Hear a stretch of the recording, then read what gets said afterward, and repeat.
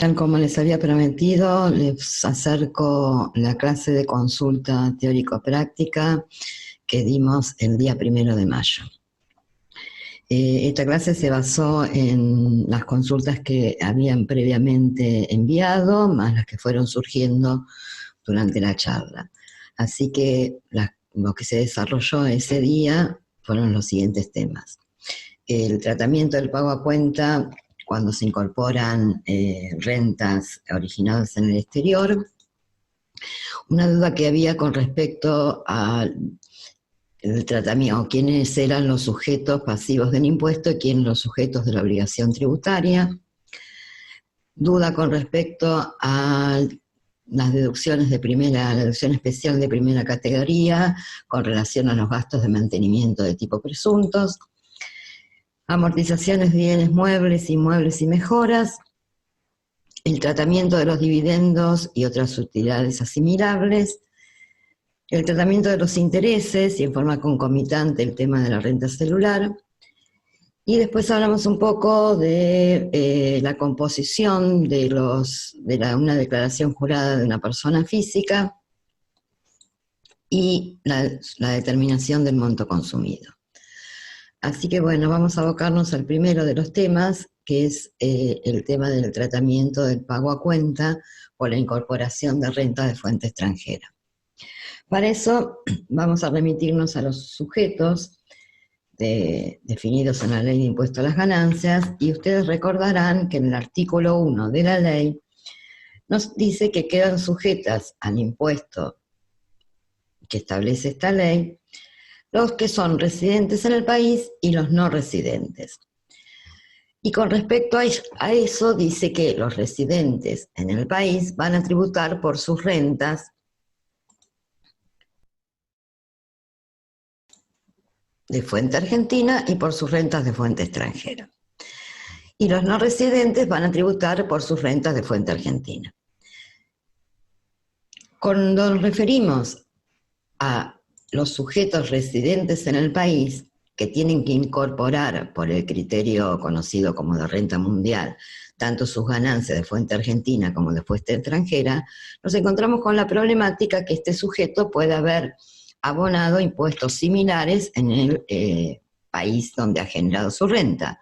Por lo tanto, es como que estaría ingresando impuesto en el otro país e impuesto en la Argentina.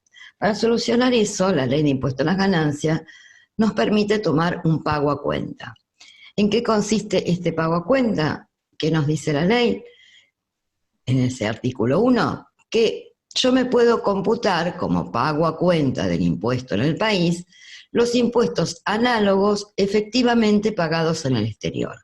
Cuando hablamos de impuestos análogos nos referimos a impuestos similares al impuesto a las ganancias, es decir, que tengan como base el concepto de ganancias. Y efectivamente pagados en el exterior se refiere que tenemos que probar que realmente ingresaron al fisco extranjero, y esto no solamente se refiere al impuesto pagado, sino también a las retenciones que le pudieran haber hecho, a los anticipos que hayan abonado. Ahora bien, este pago a cuenta la ley pone un límite y nos dice que si bien me puedo tomar lo abonado en el exterior, voy a tener como límite el incremento de la obligación fiscal por haber incorporado mi renta de fuente extranjera. Para poder entender esto, yo les planteé un ejemplo que sería el siguiente. Supongamos que tenemos un sujeto residente en el país que tiene rentas de fuente argentina y fuente extranjera, determina su impuesto y el impuesto determinado es de 440.000 pesos. Para poder saber cuál es el pago a cuenta, nosotros ahora tendríamos que calcular el impuesto excluyendo la renta extranjera y supongamos que nos diera 300.000 pesos. Vamos a ver cómo calcularíamos el pago a cuenta mencionado. Acá les planteo dos casos. En el caso 1, supongamos que el impuesto pagado en el exterior fuese de 100.000 pesos.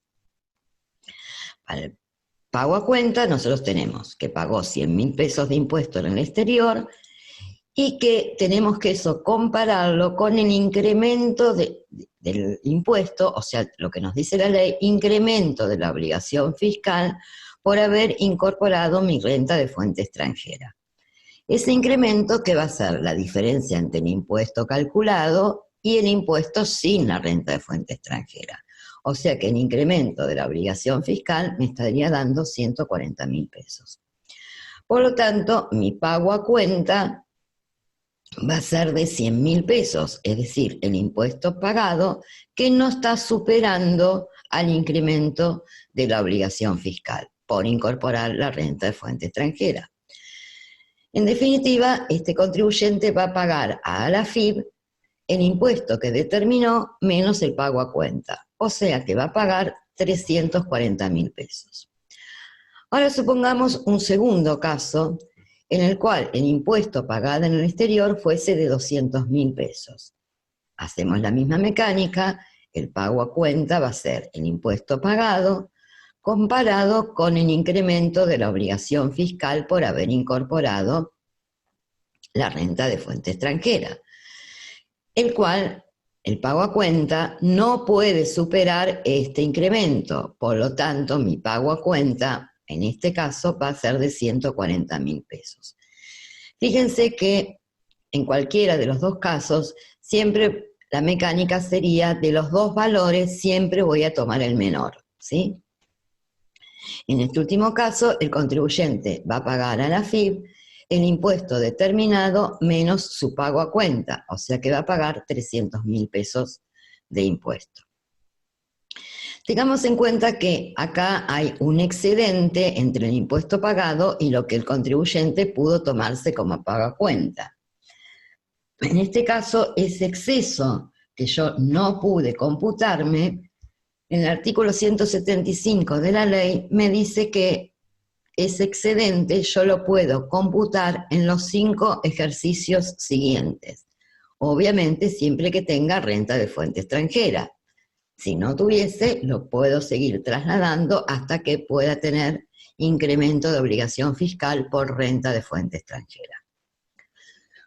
Bueno, ahora pasamos al segundo tema, que la duda que tenían era que no entendían bien la diferenciación entre el sujeto pasivo del tributo y el sujeto pasivo de la obligación tributaria.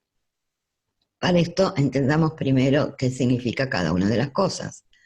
Cuando hablamos de sujeto pasivo del tributo, nos referimos a aquel sujeto en el cual se configura el hecho imponible, es decir, el sujeto que realiza los hechos o los actos que están enunciados en la ley que dan origen a la obligación tributaria.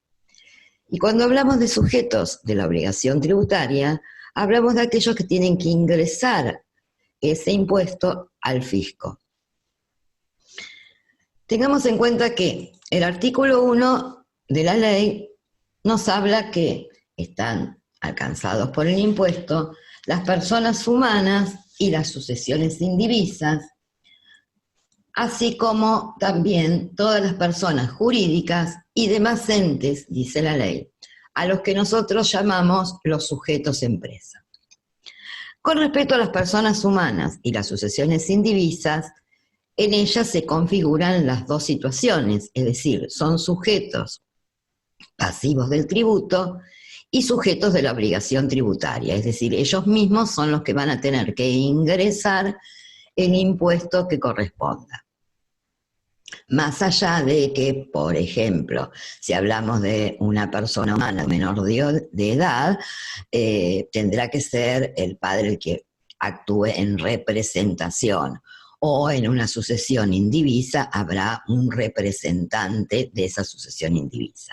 Pero el sujeto obligado al pago es la sucesión, el sujeto obligado al pago es la persona humana. Por lo tanto, vamos a centrarnos en lo que es las personas jurídicas y demás entes o sujetos empresa. ¿Y quiénes son los sujetos empresa? Bueno, en principio tenemos los sujetos del artículo 73, que son las sociedades de capital y otros sujetos, tales como asociaciones, fideicomisos. Y por otro lado, tenemos a las demás sociedades o empresas unipersonales que están mencionadas en el artículo 53. Cuando hablamos de demás sociedades son todas aquellas que no están en el 73, que básicamente son las sociedades colectivas y las ex sociedades de hecho, hoy sociedades simples o sociedades residuales. Y con respecto a las empresas unipersonales, tengamos en cuenta lo que siempre dijimos, que por un lado está el sujeto o la persona humana titular de la empresa unipersonal y por el otro la empresa unipersonal, que es la que realiza los hechos o actos gravados por el impuesto. Muy bien. Los sujetos del artículo 73, entonces, son, en principio, sujetos pasivos del tributo, es decir, sobre ellos recaen, o se configuran, mejor dicho, el hecho imponible. Y además son sujetos pasivos de la obligación tributaria, o sea, los responsables de ingresar el impuesto son ellos mismos. Una sociedad anónima, por ejemplo, es sujeto pasivo del tributo, y además esa misma sociedad es la obligada al pago. No pasa lo mismo con las demás sociedades o con las empresas unipersonales en su caso. ¿Por qué? Porque en este caso, si bien son sujetos pasivos del tributo, porque en ellos se configura el hecho imponible, no son sujetos pasivos de la obligación tributaria, sino que la obligación tributaria va a estar en cabeza de cada uno de los integrantes en función de la participación social que tengan en la sociedad simple o en la sociedad colectiva, o el 100% si estamos hablando de una empresa unipersonal. Ahora bien, esto, en el caso de las demás sociedades, de las empresas unipersonales, también la ley, con la última reforma de la ley 27.430, en el punto 8 del artículo 73, dio la posibilidad de que estos sujetos opten por tributar igual que una sociedad de capital. Es decir, que determinen la materia imponible, liquiden e ingresen el impuesto. Ahora, para que puedan hacer eso, tienen que le dar ciertos requisitos. Entonces dice que pueden optar por tributar de esa manera aquellos que lleven registraciones contables que le permitan confeccionar un balance comercial. Y que esta opción la pueden ejercer la tienen que mantener una vez ejercida por el periodo de 5 años, o sea, 5 periodos fiscales que se van a contar a partir del primer ejercicio en que se aplique la opción. Bueno, espero que con esto haya quedado claro el problema que tenían. Aprovecho también acá, hablar un poquitito del tema de los fideicomisos para distinguirles los fideicomisos que son sujetos en el artículo 73, recordemos que son aquellos en los cuales la figura del fiduciante no coincide con la figura del beneficiario, o aun coincidiendo el beneficiario es un sujeto del exterior. Ellos son sujetos del artículo 73, así también como los fideicomisos financieros. En cambio, los que llamamos fideicomisos transparentes, donde la figura del fiduciante coincide con la figura del beneficiario, están incluidos en el artículo 53 y tributan en cabeza de cada uno de los integrantes, salvo que hagan la opción del punto 8 del 73. Muy bien, con esto creo que es la duda que a ustedes se les había generado. Pasamos al otro tema, que era con relación a los gastos de mantenimiento para la primera categoría, que es una deducción especial de la primera categoría y está mencionada en el artículo 89 de la ley. ¿Qué pasa con los gastos de mantenimiento? La ley nos da una opción para su cómputo. Esa es o deducir gastos reales, que es en función de los comprobantes que tengan de todo lo que se refiere a gastos de mantenimiento, o aplicar el criterio de gastos presuntos, que implica considerar el 5% de la renta bruta. Y acá creo que era un poquito lo que ustedes dudaban cuando hablábamos de renta bruta. ¿Cuál es el concepto de renta bruta en primera categoría? Y ahí podemos decir que comprende todos los incisos que están mencionados en primera categoría, en el artículo 44. Es decir, que si yo incluyo, por ejemplo, valores negativos presuntos, tales como de inmuebles cedidos gratuitamente o a un precio no determinado, valores locativos presuntos por recreo, veraneo o fines semejantes, están incluidos entre la renta bruta y el 5% de gasto de mantenimiento lo calculo sobre la totalidad. Así como también si tengo dentro de la renta bruta impuestos a cargo del inquilino, mejoras no indemnizables, es decir, todos los conceptos comprendidos dentro de la primera categoría como renta bruta se computan para tomar este 5% de gastos presuntos. Recordemos también que la opción de aplicar gastos presuntos no puede ser hecha en el caso de inmuebles rurales, cuando se lleven libros o cuando se tengan administradores. Tema amortizaciones de bienes inmuebles, muebles y mejoras, que están tratados en el artículo 87 y 88 de la ley. Bueno, los bienes muebles se va a tomar el precio de costo o el precio de adquisición, dividido los años de vida útil al que se le va a aplicar el coeficiente de actualización desde la fecha de adquisición hasta el cierre de ejercicio. Recordemos que con el coeficiente de actualización se van a actualizar desde los bienes adquiridos a partir del 1 de enero del 2018, porque con la suspensión de los índices de actualización, acá hubiese sí, el coeficiente de actualización sería 1 para los bienes adquiridos con anterioridad. Esta aplicación de esta fórmula nos va a dar la cuota de amortización anual. Y cuando la ley dice cuota de amortización anual, ¿esto qué significa? Significa que se amortiza todo el año de adquisición y que por consiguiente, en el momento que voy a dar de baja al bien o que lo vendo, no se va a amortizar el año de baja. Con respecto a los bienes inmuebles, lo que voy a amortizar es el costo del edificio, o sea, la parte construida. Si yo adquirí un inmueble ya construido, tendré que ver cuál es el porcentaje atribuible al edificio, el cual normalmente lo determinamos en función de los porcentajes que se asignan en la evaluación fiscal a la parte edificada. Si es un inmueble construido, obviamente tendré cuál es el costo de la construcción. Sobre este costo de la parte edilicia, yo voy a amortizar un 2% anual y lo mismo actualizado. Ahora, ¿qué nos dice la ley? Que en el caso de bienes inmuebles, la amortización va a ser por trimestres.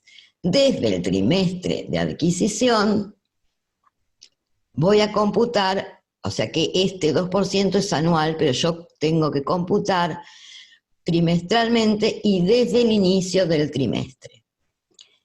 Y por supuesto, cuando doy de baja el inmueble, esa amortización va a estar calculada hasta el trimestre anterior al trimestre de baja.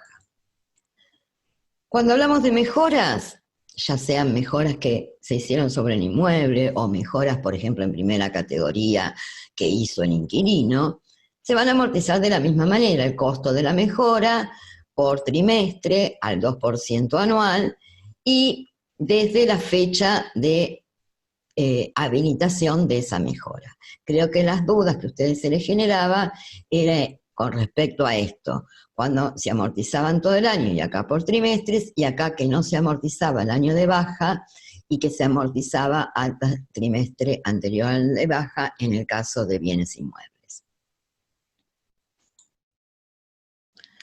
Otro tema que les había surgido duda, era el tratamiento de los dividendos y utilidades asimilables.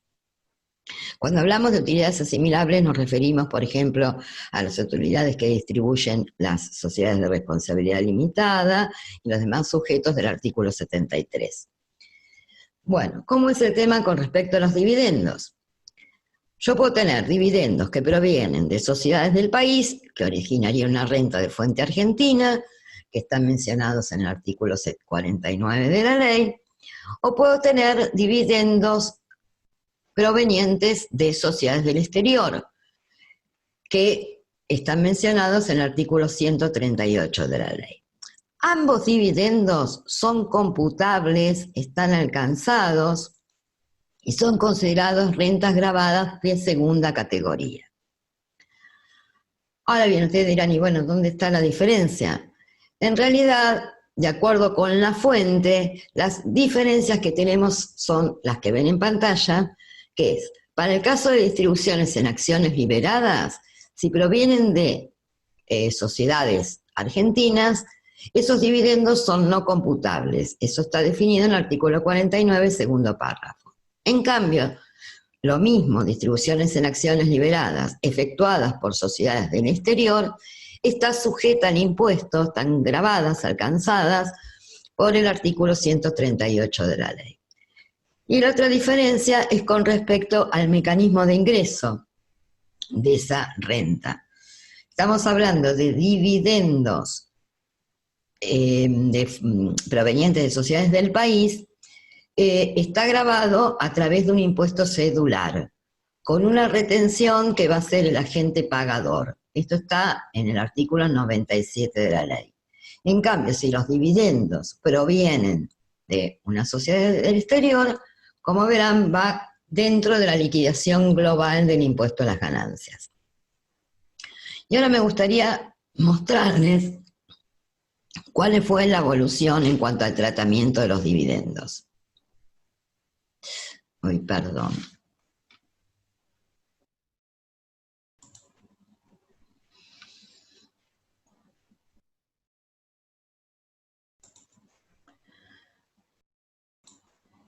¿Cuál es la situación? Hay dos mecánicas para gravar en el caso de las sociedades y los accionistas. O sea, sería la renta societaria y la renta sobre dividendos. ¿Cuáles son las alternativas?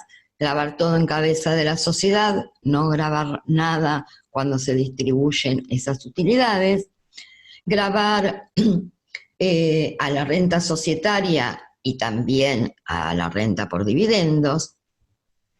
Bueno, en nuestro país, en los últimos tiempos, han surgido varias modificaciones al respecto. Fíjense, hasta el septiembre de 2013 siempre estuvo grabada exclusivamente la renta societaria y los dividendos en cabeza de los perceptores eran rentas no computables, o sea que no se consideraban para la liquidación del impuesto a las ganancias. Recién con la reforma de la ley 26.893, que rigió desde septiembre hasta julio del 2016, pasaron a estar grabados los dividendos a una tasa del 10% mediante un mecanismo de retención. Posteriormente vino la ley 27.260, que es la ley que reglamentó el famoso blanqueo, ¿se acuerdan? Bueno, ahí volvemos otra vez a la situación anterior y pasamos nuevamente a que la renta societaria estaba grabada al 35 y los dividendos otra vez pasaron a estar no computables. Hasta que con la 27.430, que con vigencia a partir del 1 de enero del 2018, dijeron, bueno, a ver, vamos a grabar ambas utilidades, tanto la renta en cabeza de la sociedad como los dividendos distribuidos. Y vamos a ir bajando a su vez la renta societaria. Y así, durante el periodo fiscal 2018 y 2019, en realidad la 27.430 prevía una reducción también para el periodo 2020, fijaron la tasa de societaria en el 30 y los dividendos al 7. La 27430 prevía que en el 2020 también iban a reducir aquí la tasa al 25% y los dividendos iban a estar grabados al 13%. No obstante, apareció la ley 27541 de diciembre del 2019 que dijo no, marcha atrás, el periodo fiscal 2020 seguimos con la tasa del 30 y los dividendos grabados al 7 y la reducción a la tasa del 25 la vamos a hacer a partir del 1 de enero de 2021, con el 25% a la sociedad y el 13% a los dividendos distribuidos. Perdón que me cambié de disco.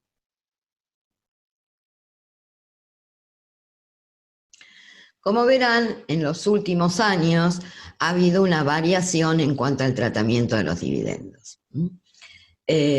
Cuando yo digo acá grabados al 7 o grabados al 13, como les dije hoy, mediante un impuesto cedular, ¿sí? No incluidos dentro de la liquidación global de la persona humana. Pasamos al otro tema, que es el tratamiento de los intereses del artículo 26, inciso H.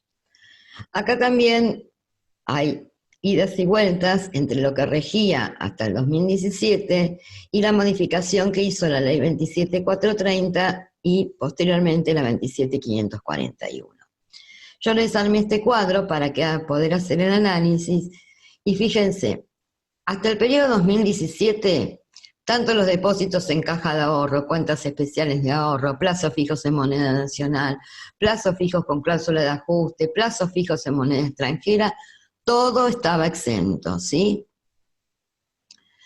Con la 27430 se eliminó la exención a los plazos fijos, solamente quedaron exentas las cajas de ahorro y se gravó los plazos fijos mediante un impuesto cedular, si eran moneda nacional, de acuerdo si eran o no con cláusula de ajuste al 5% o al 15%, y si eran en moneda extranjera directamente al 15%. Viene la ley 27541 y vuelve a reformar esta situación y dice, bueno, voy a restituir la exención que había de los plazos fijos en moneda nacional, exclusivamente en moneda nacional. Con lo cual siguieron quedando grabados los plazos fijos con cláusula de ajuste y los plazos fijos en moneda extranjera. Pero fíjense que además de restituir esta exención, además dijo, y estos que los quiero dejar grabados, pero no los voy a grabar a una tasa cedular. Van a estar grabados dentro del impuesto global, o sea, en la liquidación integral de la persona física. Así que este es un poco el esquema de cómo ha quedado la exención en cuanto a intereses del artículo 26, inciso H, viendo únicamente el tema intereses, más allá que el artículo 26 restablece, la modificación que hizo la 27541 fue restablecer otro tipo de exenciones, por ejemplo, los títulos públicos. Pero acá estamos tratando solamente los intereses. Y otro tema a tener en cuenta es que estas exenciones que estamos hablando no rigen para los sujetos que deban aplicar el ajuste por inflación, que eso está definido en el artículo 108, inciso A, que es del capítulo de ajuste por inflación. Y recordarán ustedes que aquellos sujetos que tienen que practicar el ajuste por inflación son los sujetos de la tercera categoría, con exclusión de los incisos F y G. Es decir, estamos excluyendo el inciso F, recuerden que era el tema de los loteos con fines de urbanización, la edificación y enajenación de inmuebles bajo el régimen de propiedad horizontal, y el inciso G es el que dice las demás ganancias no comprendidas en otras categorías. O sea que básicamente todos los que son sujetos del ajuste por inflación todas las sociedades del 73, cualquier otro tipo societario, los fideicomisos transparentes, las empresas unipersonales, bueno, todos ellos van a tener que, son sujetos del ajuste por inflación y por lo tanto no rige esta exención.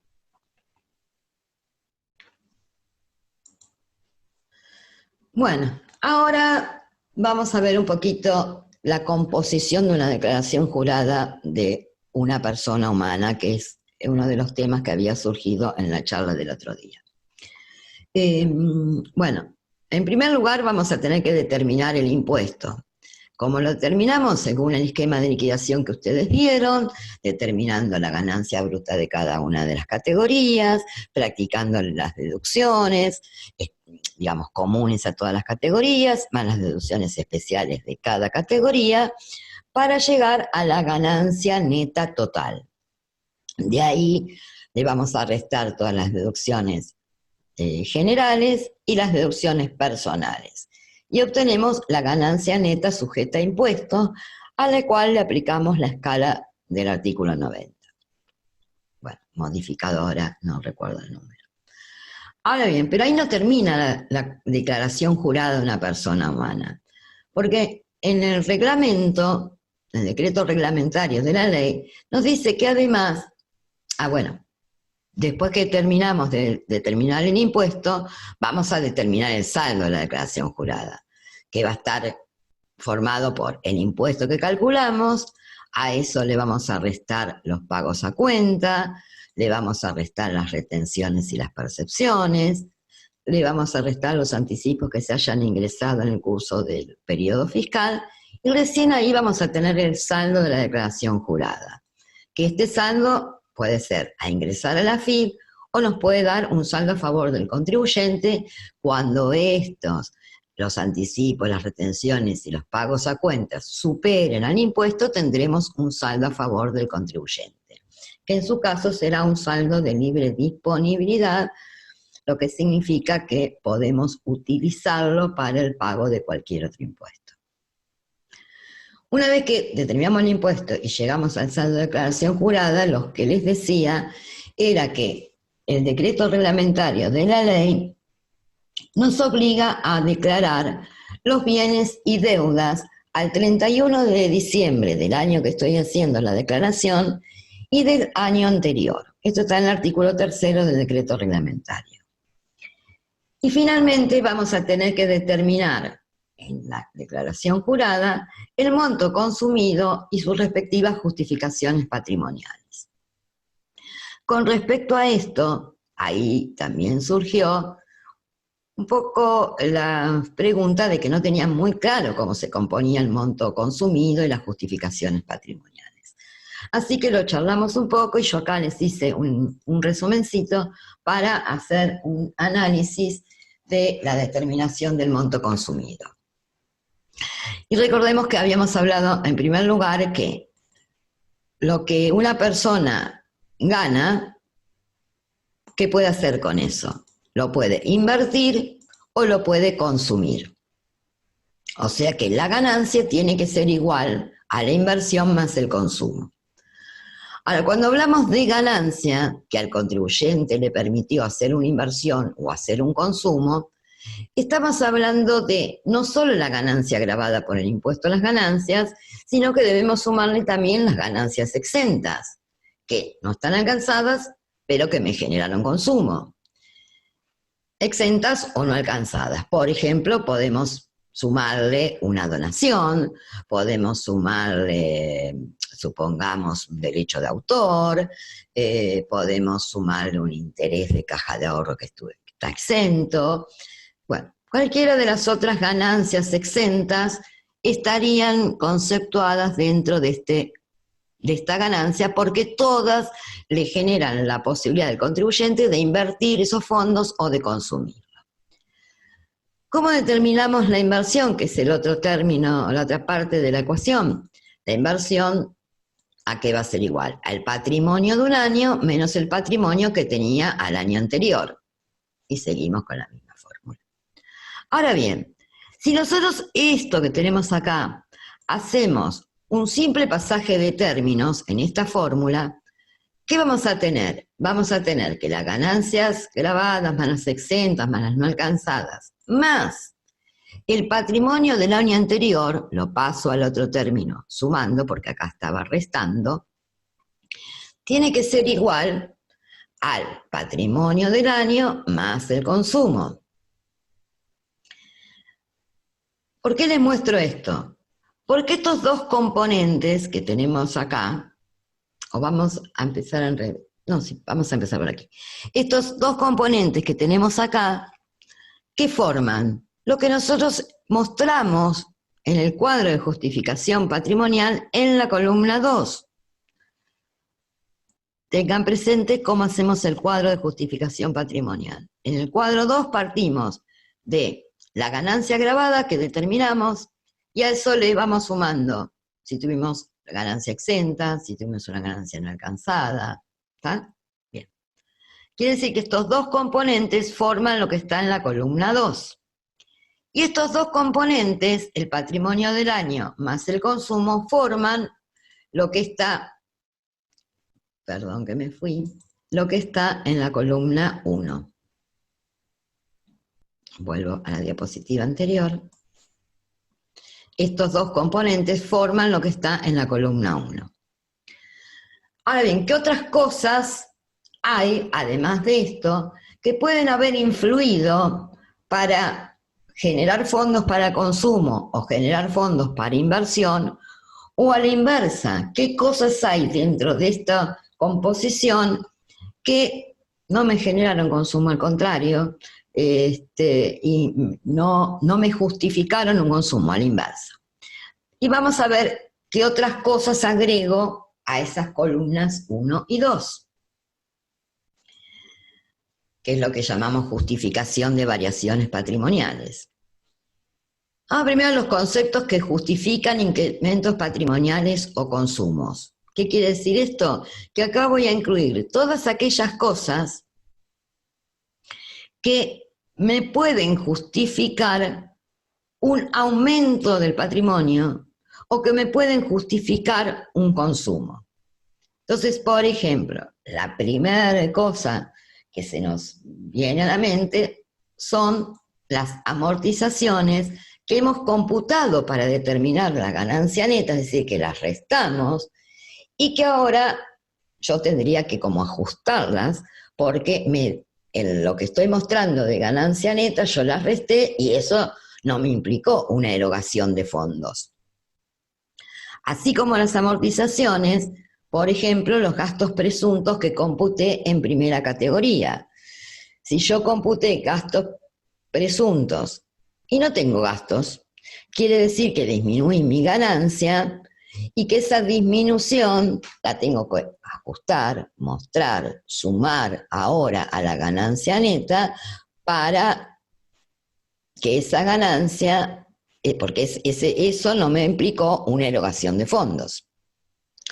Acá cuando hablamos de los gastos presuntos, hablamos de o la totalidad de gastos presuntos si no hubo gastos reales, o la diferencia entre lo que deduje de gastos presuntos y los gastos reales. Esto en la medida que el gasto presunto haya sido mayor que el gasto real. Bienes recibidos por herencia o donación, que en realidad las podríamos incluir dentro de las ganancias exentas o no alcanzadas. Acá les puse, por ejemplo, aportes del cónyuge, convivientes u otros, es decir, el contribuyente a lo mejor tiene aportes que le hizo alguno de sus integrantes familiares que le están justificando una inversión que está declarando él o un consumo. Quiere decir que todas estas cosas irían a la columna 2. A la inversa tenemos los conceptos que no justifican incrementos patrimoniales o consumos. ¿Y qué puede ser? Por ejemplo, los valores locativos computados, es decir, yo estoy declarando una ganancia que no me originó ningún ingreso de fondos, que no me justificó ningún consumo, ni me puede justificar ningún incremento patrimonial. Los intereses presuntos, lo mismo, o cualquier otro tipo, en ambos casos son todas rentas presuntas. Los gastos que no pude deducir, la diferencia entre los montos pagados y los montos deducibles. O, por ejemplo, el presunto acá, cuando hablábamos hoy, si fuese a la inversa, que yo deduje menos gastos presuntos que los reales, acá pondré la diferencia y todo esto iría a columna 1. Obviamente el consumo se determina por diferencia entre ambas columnas, es el mecanismo para determinarlo, y lo que está mostrando ese consumo es los gastos en que incurrió el contribuyente para el sustento propio y el de su familia. Por eso que si hay gastos extraordinarios, se sugiere incorporarlos separados del consumo, en el ítem de los conceptos que no justifican consumos, y ese consumo que determinamos tiene que ser razonable con el estilo de vida del contribuyente, ¿tá? Y por otra parte, si ahí nos da un consumo muy ínfimo, debemos tener en cuenta que, bueno, a lo mejor estamos obviando alguna justificación de incremento patrimonial, o estamos confundiendo en alguna deducción o en alguna mecánica del impuesto o otro tipo de cuestiones. Pero en esto se basa un poco toda la declaración jurada de impuesto a las ganancias y no solo en la determinación del impuesto.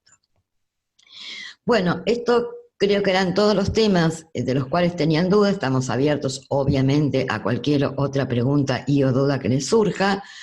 Y siempre les sugerimos complementar todos los temas con la bibliografía y con la ley.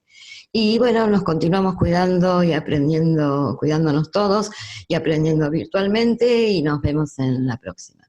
Les agradezco a todos la presencia del otro día y el interés por volver a escuchar estas explicaciones. Espero haberles sido clara y haber evacuado todas sus dudas.